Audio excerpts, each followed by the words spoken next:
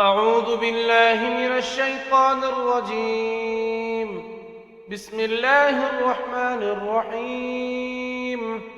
تبارك الذي بيده الملك وهو على كل شيء قدير، الذي خلق الموت والحياة ليبلوكم أيكم أحسن عملا، وهو العزيز الغفور، الذي خلق 7 سماوات طباقا، ما ترى في خلق الرحمن من تفاوت، فارجع البصر هل ترى من فطور، ثم ارجع البصر كرتين ينقلب إليك البصر خاسئا وهو حسير.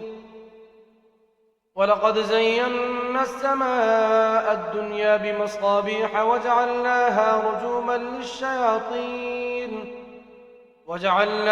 رجوما للشياطين وأعتدنا لهم عذاب السعير. وللذين كفروا بربهم عذاب جهنم وبئس المصير. إذا ألقوا فيها سمعوا لها شهيقا وهي تفور، تكاد تميز من الغيظ، كلما ألقي فيها فوج سألهم خزنتها ألم يأتكم نذير، قالوا بلى قد جاءنا نذير فكذبنا وقلنا ما نزل الله من شيء إن أنتم إلا في ضلال كبير. وقالوا لو كنا نسمع أو نعقل ما كنا في أصحاب السعير، فاعترفوا بذنبهم فسحقا لأصحاب السعير. إن الذين يخشون ربهم بالغيب لهم مغفرة وأجر كبير.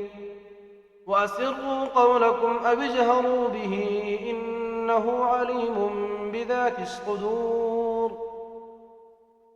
ألا يعلم من خلق وهو اللطيف الخبير. هو الذي جعل لكم الأرض ذلولا فامشوا في مناكبها وكلوا من رزقه وإليه النشور. أأمنتم من في السماء أن يخسف بكم الأرض فإذا هي تمور، أم أمنتم من في السماء أن يرسل عليكم حاصبا، فستعلمون كيف نذير. ولقد كذب الذين من قبلهم فكيف كان نكير. أولم يروا إلى الطير فوقهم صافات ويقبض ما يمسكهن إلا الرحمن إنه بكل شيء بصير. أمن هذا الذي هو جند لكم ينصركم من دون الرحمن إن الكافرون إلا في غرور. أمن هذا الذي يرزقكم إن أمسك رزقه بل لجوا في عتو ونفور. أفمن يمشي مكبا على وجهه أهدى أمن يمشي سويا على صراط مستقيم.